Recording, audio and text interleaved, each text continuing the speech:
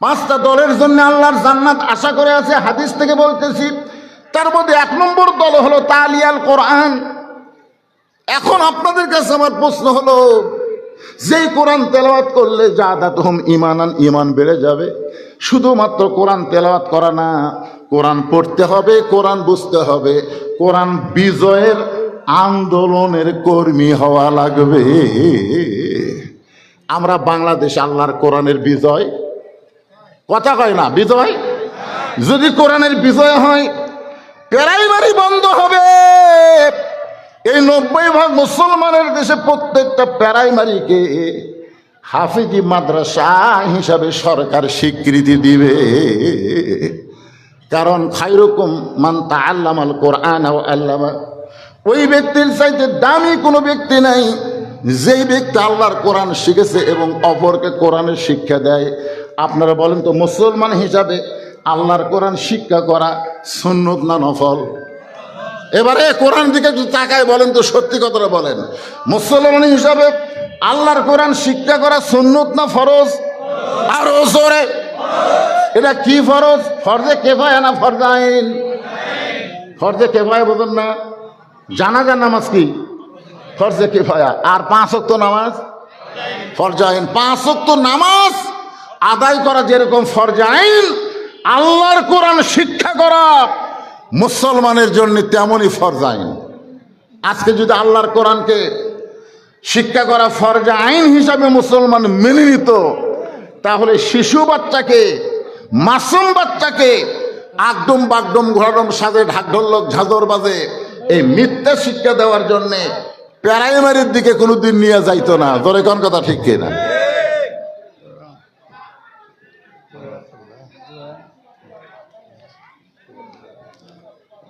তিনটা বিষয়ে কথা বলবো, এর শেষে হলো আলা রাব্বিহিম ইয়াতাওয়াক্কালুন। বেশি ওয়াজ করবো না, আমার মা বোনদের একটা লাইন করবো, কারণ পরিবেশকেও একটা ভালো দিতে পারতেছেন না। এখন কি বুঝতেছেন? আল্লাহর কোরআন যারা এসেছেন সবার জন্য শিক্ষা করা।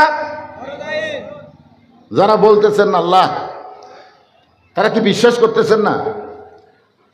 বিশ্বাস যদি করেন, তাহলে সবাই বলেন মুসলমানের জন্য কোরআন শিক্ষা করা ফরজে। ফরজে আইন তরক করলে কি গুনাহ হয়? তো কবিরা গুনাহ করবেন আপনারা। সবাইকে আল্লাহর কোরআন শিক্ষা গ্রহণ করতে হবে। শুধু শিখলে হবে না, বুঝতে হবে। বুঝ মোতাবেক আমল করা লাগবে। বুঝ মোতাবেক যখন আমল করবে, তখন কেমন হবে? ওমর ফারুক অর্ধজাহানের খলিফা চোরের মতন মদিনার অলি গলি ঘুরতেছেন। হঠাৎ হযরত ওমর রাস্তা দিয়ে যাওয়ার সময় দেখে ঘরের মধ্যে মা আর মেয়ের মধ্যে তর্ক হচ্ছে। মা আর মেয়ের মধ্যে তর্ক হচ্ছে। মা বলতেছে সকালবেলা দুধ বেচা লাগবে, এই দুধের মধ্যে পানি দাও, 3 সের দুধ 1 সের পানি দিয়ে 4 সের বানাও। এটা কে বলতেছে? মায়ে বলতেছে। আর মেয়ে বলতেছে মা, দুধের মধ্যে পানি দেওয়া জায়েজ না। ফতুয়া মারতেছে, ফতুয়া। কারণ হযরত ওমর আল্লাহর কোরআন দিয়ে রাষ্ট্র চালায়। কোরআন দিয়ে যখন রাষ্ট্র চলবে, তখন ভেজাল কোনো জিনিস আর সেই দেশে চলে। সত্যি কথা ভাইজান, 2011 সালে মদিনায় যায় জয়তুনের তেলের দোকানে ঢুকে আমি খালি বলছি আসল জয়তুনের তেল আছে, আসল। আমি তো আর জানি না, মনে করছি বাংলাদেশের মতোই। আমি বলছি আসল জয়তুনের তেল আছে। যেই বলছি আসল, তখন দোকানের মালিক কর্মচারীকে বলতেছে মামনু কুল্লু হারাম, মামনু কুল্লু হারাম। এই কথা বলা মাত্রই কর্মচারী এসে আমাকে মারলো ধাক্কা। আমি ধাক্কা খেয়ে দোকান থেকে বাইরে আসলাম। কে রে, আমার দোষ কোথায়? খালি বলছি আসল জয়তুনের তেল আছে, আর আমার মামনু কুল্লু হারাম করে ধাক্কা দিল। বাহির দিকে আমার এক বাংলাদেশি সৌদি আরবি কাজ করে, তাকে বললাম কে রে ভাই, আমার এটি দোষ কোন জায়গায়? শুধু আপনি মারাত্মক দোষ করছেন, কারণ যেখানে নকলই নাই সেটা আসল চাচ্ছেন কেন? আপনি যখনই বলছেন আসল জয়তুনের তেল আছে, তখন দোকানদার মনে করছে আপনি ভেজাল দেশের লোক। আর ভেজাল দেশের লোক কোনো এলাকা থাকলে ওই জায়গাতে আল্লাহর গজব আসতে পারে। আপনাকে আল্লাহর গজব মনে করে বের করে দিয়েছে। আমি তখন বললাম মাওলানা, তুই যদি একটা গজব হোস, তাহলে সাধারণ মানুষ কি? আমাদের বাংলাদেশে আসল পাওয়া যায় না, ভেজাল বাংলাদেশ। জোরে কোন কথা ঠিক কিনা? তেল পাওয়া যাবে পাম্পত, এখন তেল পাচ্ছে গুদামত। মোটর সাইকেলে তেল এদিক থেকে লেই, আরেকটি লেই নিয়ে এসে বাড়িতে এসে আবার বোতল তুলে ওটা আবার সাপ্লাই করে। শুধুমাত্র মানুষের আইন যখন চালু হবে তখন মানুষের কলিজার মধ্যে আল্লাহর কোনো জিকির থাকবে না, ভয় থাকবে না। ওয়ালা রাব্বিহিম ইয়াতাওয়াক্কালুন, যেটা মুমিনদের 3 নম্বর বৈশিষ্ট্য বুঝাইতে গিয়ে বলতেছি। এখন মেয়েটা বলতেছে, মা ওমর ফারুক আল্লাহর কোরআন দিয়ে রাষ্ট্র চালায়, আল্লাহর কোরআন দিয়ে যখন রাষ্ট্র চলবে তখন ভেজাল দেওয়া যাবে না। মা বলতেছে 3 কেজি দুধের মধ্যে 3 লিটার দুধের মধ্যে 1 লিটার দুধ দে। দুধ যদি আমরা দেই ওমর তো আর দেখতে পাবে না, দুধের রং তো সাদা ঠিকই থাকবে। মেয়েটা বলতেছে, মা আল্লাহর কোরআনের সঙ্গে সম্পর্ক রাখতে গিয়া আমার ঈমান আমাকে এতটুকু পর্যন্ত বুঝাইছে, ওমর যদি দেখবার না পারে দুধের মধ্যে পানি দিলে আমার আল্লাহ দেখতে পায়। সঙ্গে সঙ্গে হযরত ওমর এক দৌড়ে বাড়িতে আইছে। বাড়িতে আইসা তার বিবিকে ডাক দেয়, আব্দুল্লাহর মা। কে রে? আব্দুল্লাহর মা।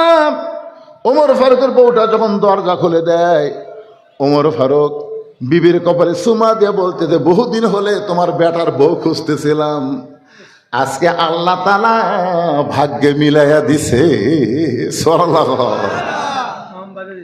ওমর ফারুকের বউ কয়, কি আপনি রাতের বেলা মানুষের দুঃখ কষ্ট দেখার জন্য ঘুরে বেড়ান, আপনি বেটার বউ খোঁজেন? আপনারা বলেন তো, আমরা বর্তমানে ছেলের বাপেরা বউ কিভাবে খুঁজি? এক মুরব্বী আমাকে বলতে, হুজুর এ পর্যন্ত 20-22টা দেখলাম, পছন্দ হলো না। আমি বললাম, এই বুড়া বয়সে আবার বিয়ে করবে? না হুজুর, আমি কে করবো, আমার ছেলেরে করাবো। তো আপনার ছেলের আপনি বিয়ে করাবেন, আপনি কিভাবে? এই দেখতেছি হুজুর, সমানে দেখতেছি, লাড়া ছাড়া দেখতেছি, জানেন লাড়া ছাড়া বলেন, দেখি তো মা হাতটা, দেখি তো মা মাথার চুলটা, দেখি তো মা একটু হাঁটো তো মা। এই যে লাড়াছাড়া করতে করতে মিন শারিল ওয়াসওয়াসিল খান্নাস, ওই বুড়ে এখন শয়তান হয়ে গেছে, ওর মন চাচ্ছে আরো লাড়ি। কারণ বেটা বিয়ে করালে তো আর লাড়া যাবি না। বেটা বিয়ে করবার যায় লাড়িয়া ছেড়া, এই শালা বুড়া নিজেই লুচ্চা হয়ে গেছে। ধরে কারণ কি কথা কর না কেন, লুচ্চা।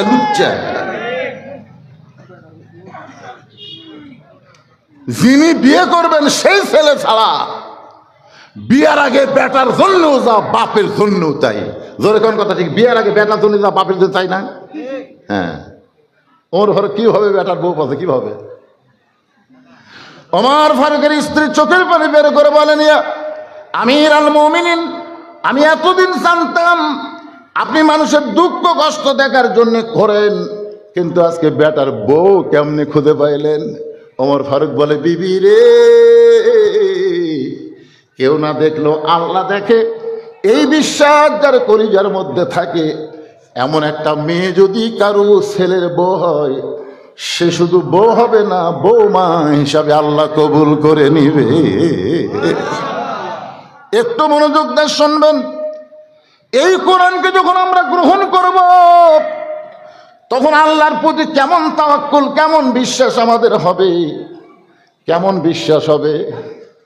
রোম সম্রাট কাইসার এরকম কোরআনওয়ালা একজনকে নিয়ে যায় তার রাজ দরবারে বলতেছে, একটু খেয়াল করবেন, 5টা দলের জন্য আল্লাহর জান্নাত আশা করে আছে।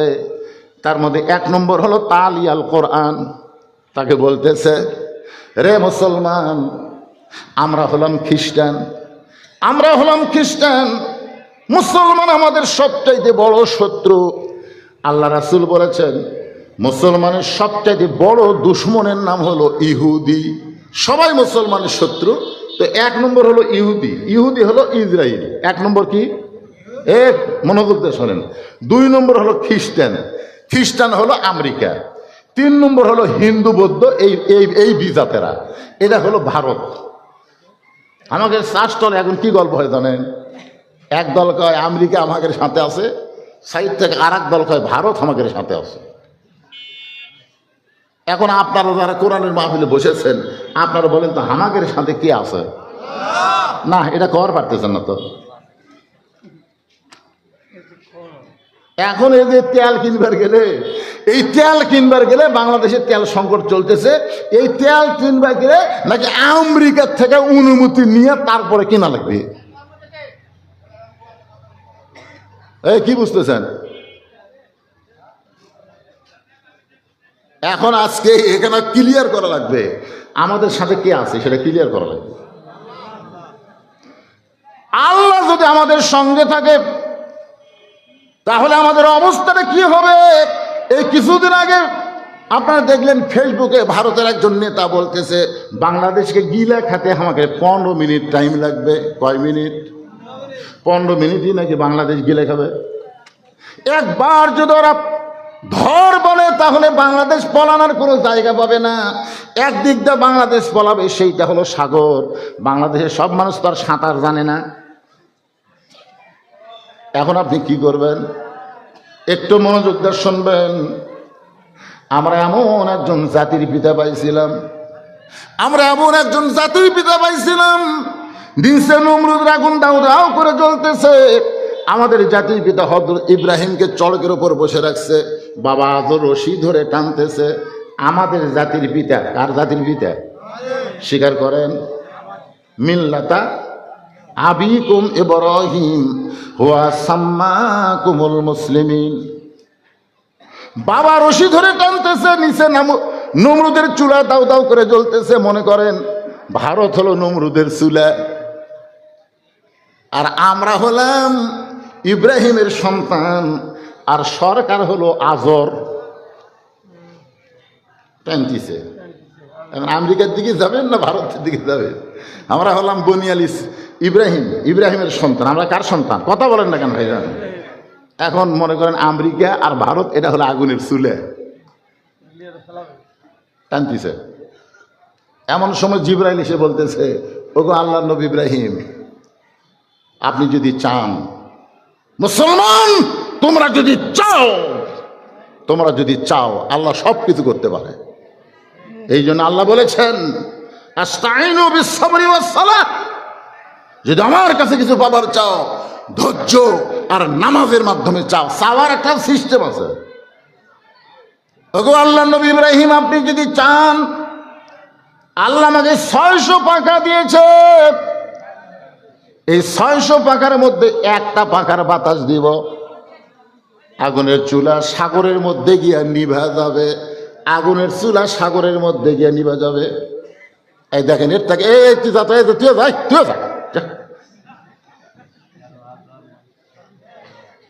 হাইরে, এই ছেলেগুলা এই সাইডে দোকান টোকান মেলা টেলাও আছে নাকি?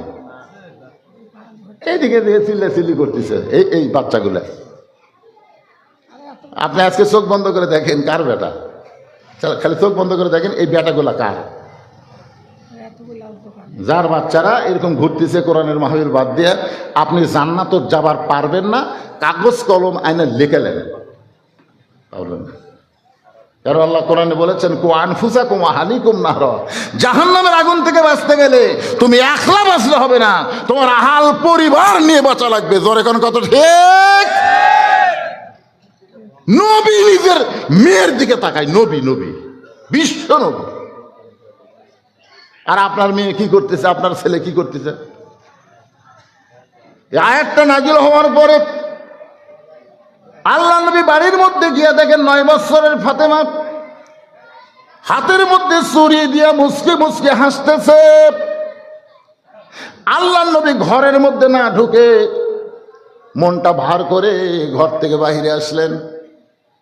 ফাতেমা চমকে গেল, যে বাবা আমাকে সব চাইতে বেশি আদর করে, সর্বসাকল্যে নবীর মেয়ে হলো 4টা। জোরে বলেন কয়টা?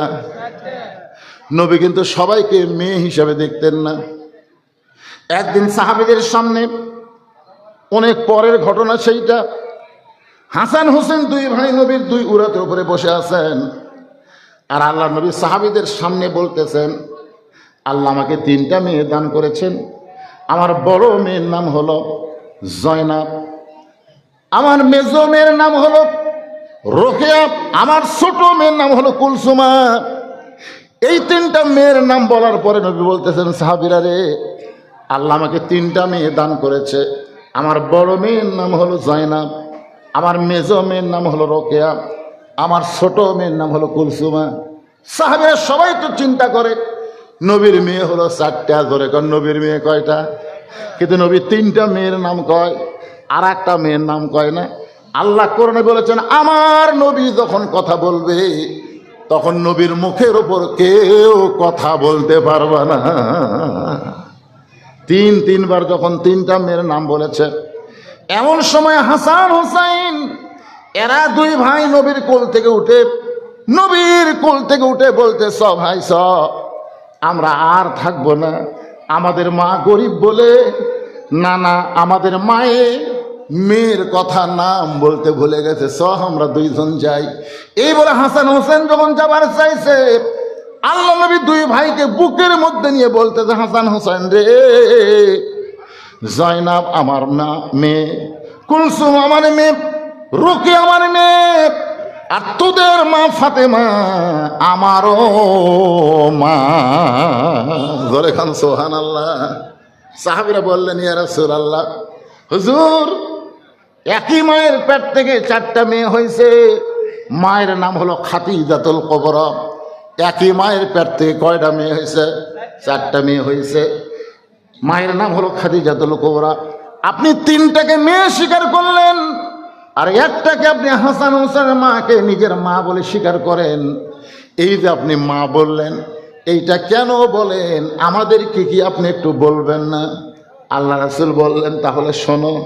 শুনতে যখন চাও, তাইফের ময়দান থেকে রক্তমাখা শরীর নিয়ে আমি যখন মক্কা এসেছিলাম, তোমরা জানো যেই বছর তাইফে আমি পাথরের আঘাতে আঘাতপ্রাপ্ত হইলাম, ওই বছরই আমার 2জন দরদের মানুষ দুনিয়া থেকে বিদায় নিয়েছে। আমার একজন দরদের মানুষ হলো আমার চাচা আবু তালেব, আর কিছুদিন পরে আমার দরদের বিবি খাদিজা দুনিয়া থেকে বিদায় নিয়েছে। আমার মক্কায় তেমন আদর সোহাগ দরদ করার মতন কেউ ছিল না।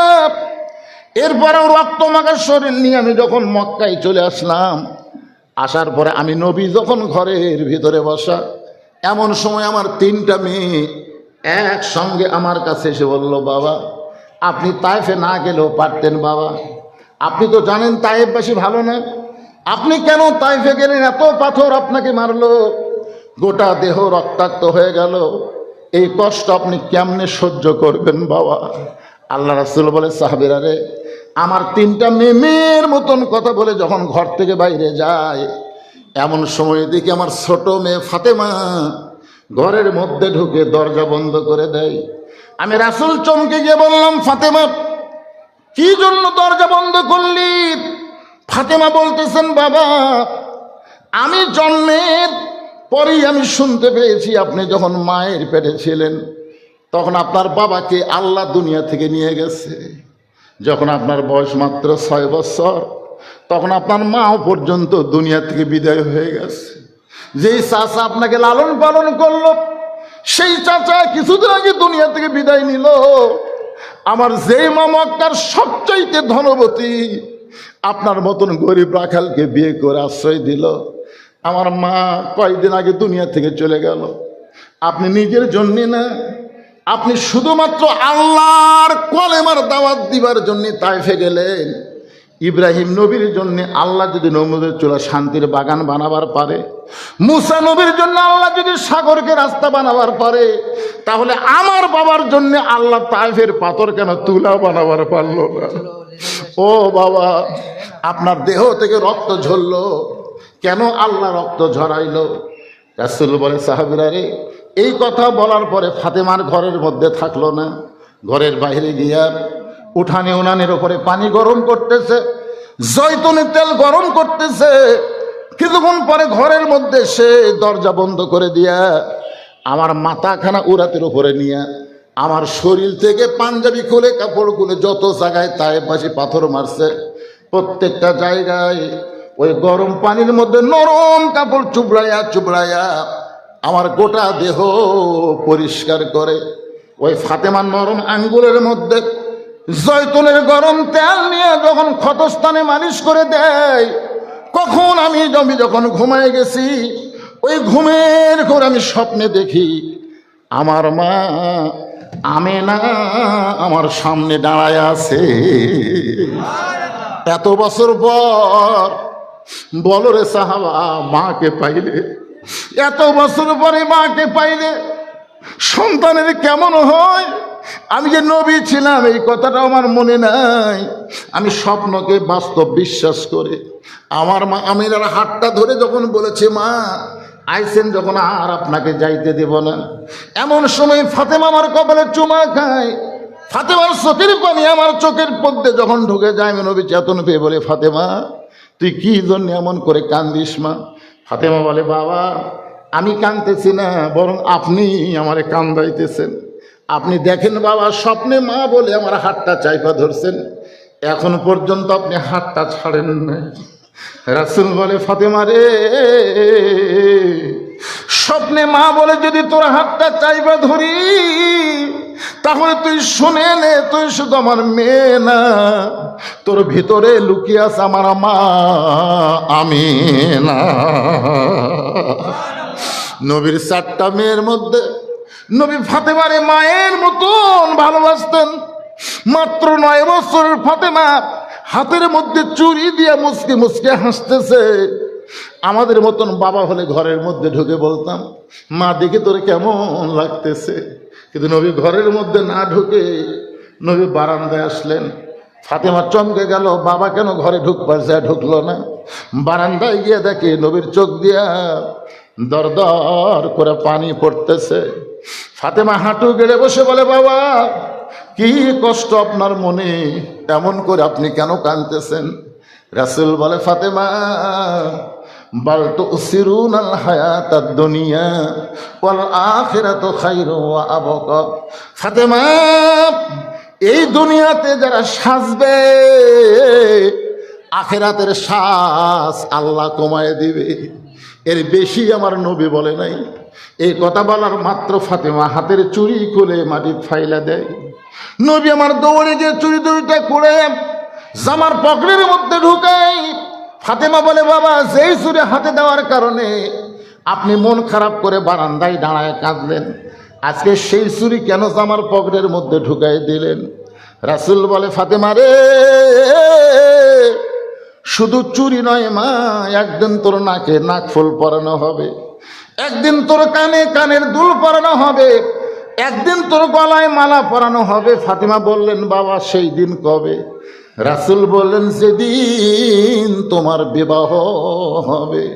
ফাতেমা, মেয়েরা কেবলমাত্র এক ব্যক্তির জন্য সাজতে পারবে, ওই ব্যক্তি হলো তার স্বামী। স্বামী ছাড়া অন্য কারো জন্য মেয়েরা সাজতে পারবে না। আমার মায়েরা যারা পর্দার অন্তর আছেন, মা আমি শুনেছি আত্মায় রানীনগরের মেয়েরা নাকি মাথার চুল বেচা খায়।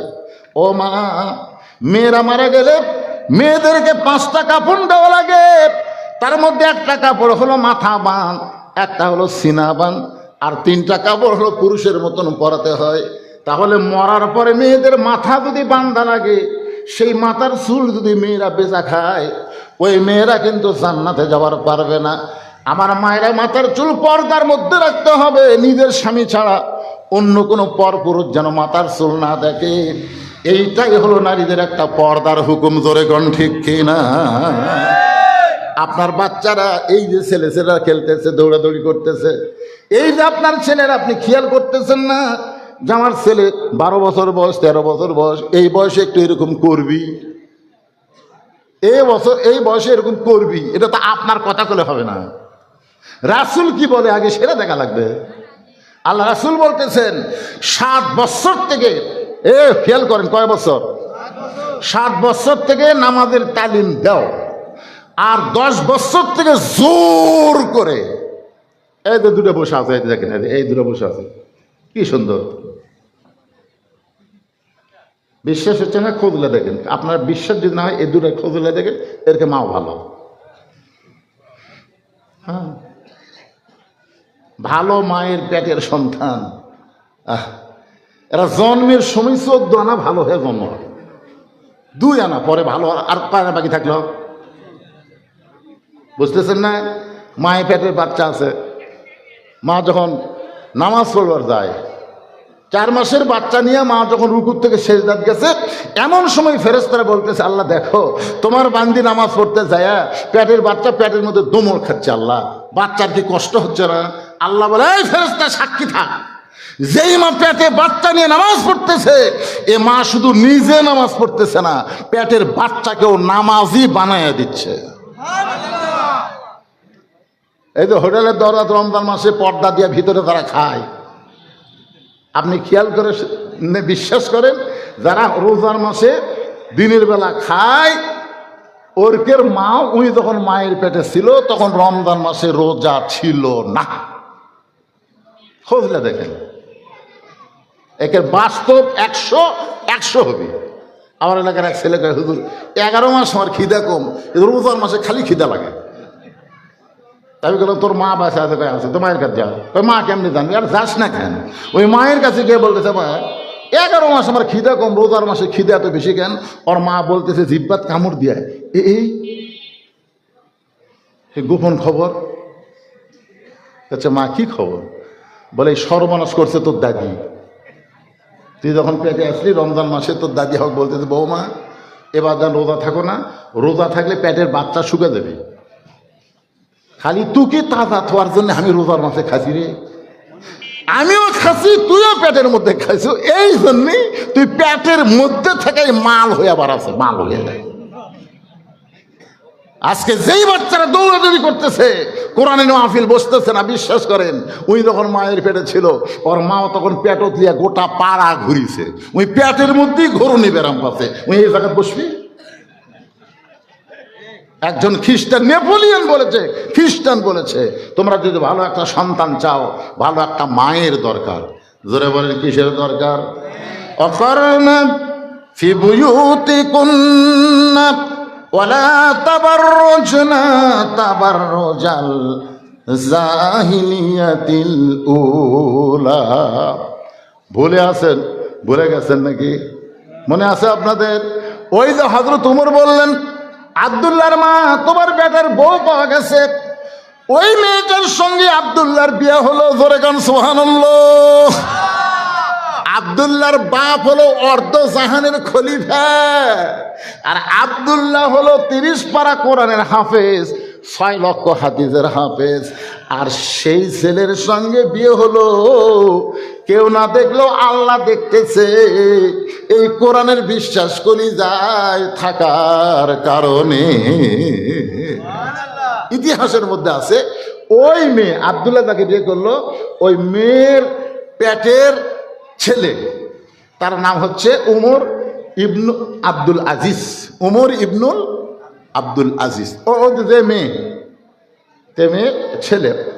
উনি যখন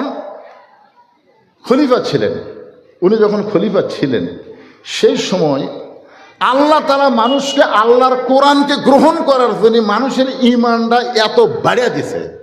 ঈমান বাড়ার 1 নম্বর লক্ষণ হলো ওয়াকিমুস সালাত ওয়া আতুজ যাকাত। আল্লাহর নামাজ কায়েম করা লাগবে, যাকাত দেওয়া লাগবে। শোনেন, আমাদের বাংলাদেশে এই বছর হিসাবে বলেছে 1200 মানুষ 1000 কোটির চাইতেও বেশি সম্পদের মালিক। কত মানুষ?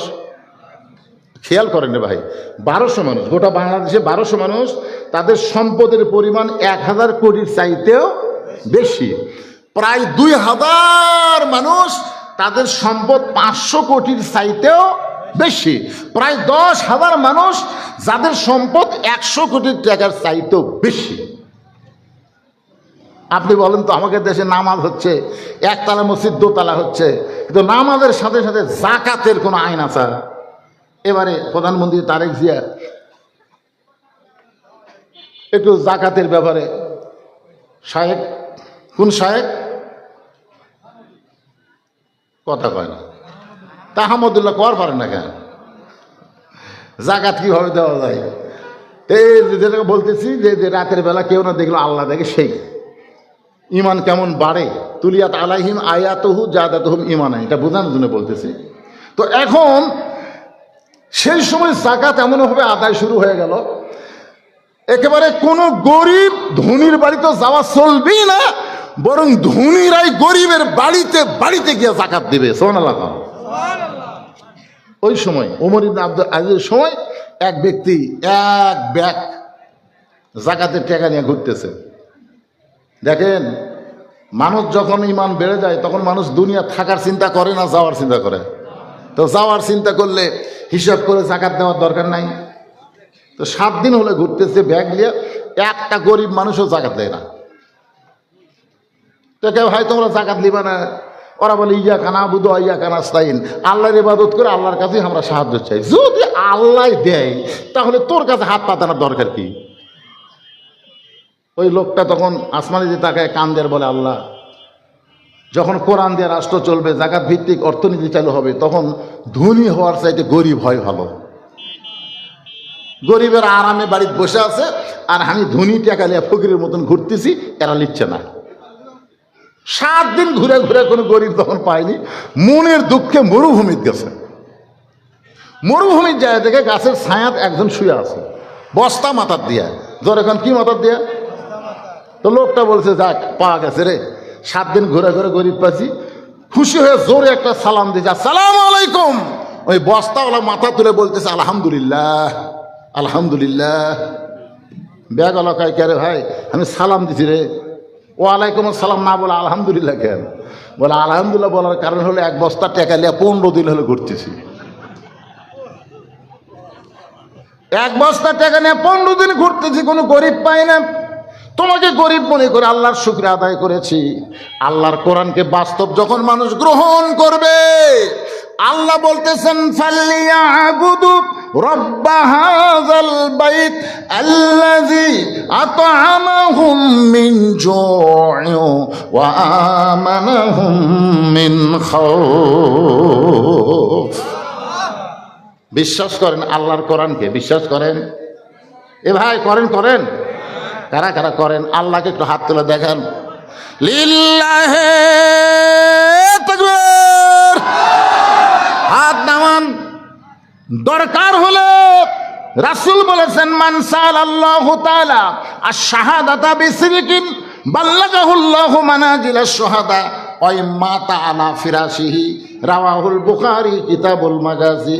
এই কোরআনকে বিজয়ের জন্য, এই কোরআনকে বিজয়ের জন্য প্রয়োজন হলে শাহাদতের তামান্না নিয়ে যারা কোরআনের কর্মী হবে, ওয়াইম্মা তাআলা ফিরাশিহি, সে যদি নিজের বিছনায় মৃত্যুবরণ করে, বাল্লাগাহুল্লাহু মানাজিলাশ শুহাদা, আল্লাহ হাসরের ময়দানে তাকে শহীদদের কাতারে দাঁড় করায়া দিবে। খালি সুবহানাল্লাহ বললে হবে না। এর আগে 2 বছর আগে এসে আমি বলেছিলাম, এই কোরআনকে বিশ্বাস করে এই কোরআনী মাদ্রাসায় বাপ মায়ের রুহের মাগফিরাতে একটা করে কোরআন শরীফ আপনাকে নগদে দান করা লাগবে, নগদে। এখানে যারা আছেন একজন ওঠা বসা করবেন না। যারা সেই যেমন রাস্তার যারা কথা বলতেছে ওরা রাস্তার লোক, যারা বাজারে ঘুরতেছে ওরা বাজারের লোক, কিন্তু যারা কোরআনের মাহফিলে বসে আছে এরা হলো জান্নাতের লোক। জোরে কোনো কথা ঠিক না? কারণ এই জায়গাকে বলা হয় রিয়াজুল জান্নাহ। ও সাইডে মারবেন না, ওরা সাইডের লোক। এরা কাঁচিয়া ডিম, এরা পচা ডিম। 12টা ডিম দিছে মুরগির তলে, বাচ্চা হচ্ছে 10টার, 2টার হয়নি। চিন্তা করতেছে কে রে, 10-12টা দিলাম, 10টার হলো, 2টার হলো না কেন? কি জন্য হলো না? ওই 2 ডিম মুরগির তলে থাকেনি, খালি সাইড মারছে, কাঁচিয়া হচ্ছে, পচিয়া গেছে। সামিয়ানা হচ্ছে মুরগির ডিমের, মুরগির তলে থাকার মতন, বুঝলেন? ওদিকে না তাকাইয়া আল্লাহর এই নবীর কোরআনের মাদ্রাসাকে ভালোবেসে বাপ মা কবরে গেছে, বাপ মা রুহের মাগফিরাতে এই কোরআনকে ভালোবেসে 500 টাকা দিলেন একটা কোরআন বিজয়ের জন্যে, কোরআনের মাদ্রাসায় দান করার কারণে আল্লাহ আপনার বাপ মার কবরকে জান্নাত বানায় দিবে। এইরকম কোন আল্লাহর বান্দা যদি থাকে নগদ, যে হুজুর আমি আল্লাহর কোরআন জন্য 500 টাকা দিলাম, একটা কোরআন দানের সওয়াব যেন আল্লাহ আমার বাপ মা দাদা দাদি যারা কবরে গেছে, বা আমিও কবরে যাব, কবরের পাথর হিসাবে আমি কোরআন শরীফ বাবদ আপনার হাতে 500 টাকা দিলাম, আল্লাহ যেন এটা কবুল করে। ভাইজান এখানে যারা আছেন 500 টাকা, মাশাআল্লাহ, এইটা কোরআনের 500 টাকা পাওয়া গেল। আসেন, যার পকেটে আছে টাকা নিয়ে ঘুরে যাবেন, কবরে যাবেন। আজকের ওয়াজই হচ্ছে আমরা যাব কেউ থাকার জন্য না। আরেকজন কোরআন ভাই 500 টাকা দান করেছে, আরেকজন 4টা কোরআন শরীফ 2000 টাকা দান করেছে, আরেকজন একটা কোরআন শরীফ বাবদ 500 টাকা দান করলো, আরেকজন আল্লাহ তোমার একটা কোরআন বাবদ 500 টাকা দান করলো। এতগুলো মানুষের মধ্যে যা দিয়েই আবার ওখানে বসে যাবেন, দিয়েই বসে যাবেন। আল্লাহর নবীর ঘরে এই মাদ্রাসায় কোরআন হাফেজকে দেখলেন, আপনার 4 জনের মাথায় পাগড়ি দেওয়া হলো, 4টা কোরআনের পাখি দেখলেন। না দিলে আপনি বসে থাকবেন, আপনার কাছে রুমাল যাবে, গামছা যাবে, 10, 20, 50, 100 টাকা যা পারেন তাই দেবেন। উঠবেন কেন? আপনারা তো সেই লোক, আপনারা তো ওটার লোক না, আপনারা বসে থাকার লোক। আল্লাহ এই ফাঁকে আরেকজন কোরআন শরীফ বাবদ 500 টাকা দান করলো, আরেকজন কোরআন বাবদ 500 টাকা দান করলো। আমার মায়েরা যারা পর্দায় আছেন মা, আমি আপনাদের বলবো, আপনারাও নবীর মাদ্রাসায় কোরআন শরীফ বাবদ 500, আল্লাহ তোমার 2 জন বান্দা 500 করে দান করলো। আল্লাহ কোরআন শরীফ বাবদ দানকে কবুল করেন। মাদ্রাসার তালেব ইলম নাই, ভিতরে রুমাল নামে কেউ, সবাই তার কোরআন শরীফ দিবেন না। আচ্ছা আচ্ছা, রুমালের মধ্যে 10, 20, 50, 100 টাকা যিনি যা পারবেন। আর একজন কোরআন শরীফ বাবদ 500 টাকা দান করেছে, আল্লাহ দানকে কবুল করেন, আল্লাহ নেক নিয়ত নেকাশে বড় করেন। আর একজন কোরআন শরীফ বাবদ 500 টাকা দান করছে, আর একজন আল্লাহ তোমার বান্দা কোরআন শরীফ বাবদ 500 টাকা দান করলো।